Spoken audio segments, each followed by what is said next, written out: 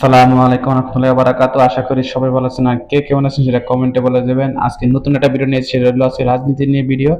আর ভাইয়া কি সঠিক বলছে না ভুল বলছে সেটা কমেন্টে বলে যাবেন প্লিজ। একটা ট্যাকটিস।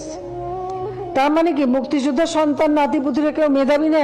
যত রাজাকারের বাচ্চারা নাতিপুতি হলো মেধাবী, তাই না?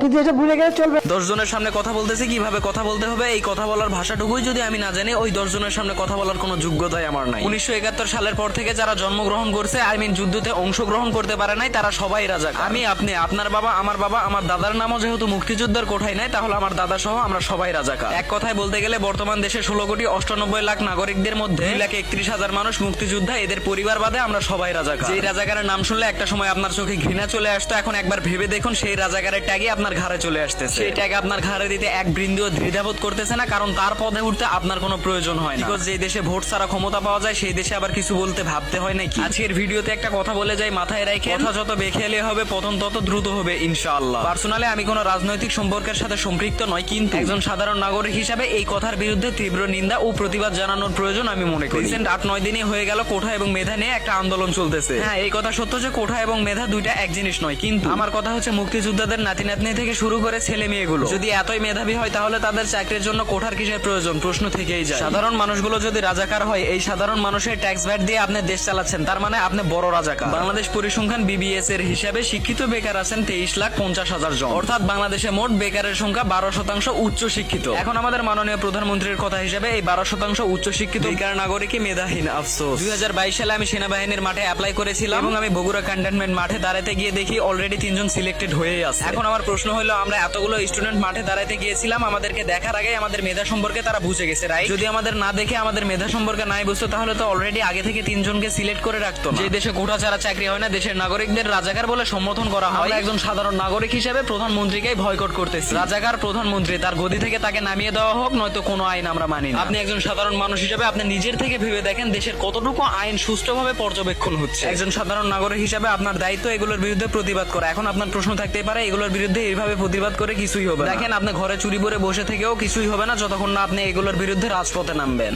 যত রাজাকারের বাচ্চারা নাতিপুতি হলো মেধাবী, তাই না? আফসোস, আমাদের দেশ যে পরিচালনা করতেছে তার ভিতরে শিক্ষা থাকতে পারে, কিন্তু সঠিক শিক্ষা নাই আমি মনে করি। কারণ যার ভিতরে সঠিক শিক্ষা থাকবে, সে 10 জনের সামনে এরকম ভাবে কাউকে ছোট করে কথা বলতে পারে। কথা বলার ধরনটা আপনি একবার খেয়াল করলে দেখতে পাবেন কথার ভিতরে কতটা অহংকার লুকিয়েছিল। হোয়াটএভার, যাই হোক, আপনাকেও আল্লাহ তাআলা দিন শেষে বোঝার তৌফিক দান করুন। রিয়েলি একটা দেশ পরিচালনা করে যে তার মুখের ভাষা এতটা ঘৃণিত হবে, এটা আসলে মেনে নেওয়ার মতো কথা নয়। আমি আপনি যদি রাজাকার হই, তাহলে রাজাকার সেও।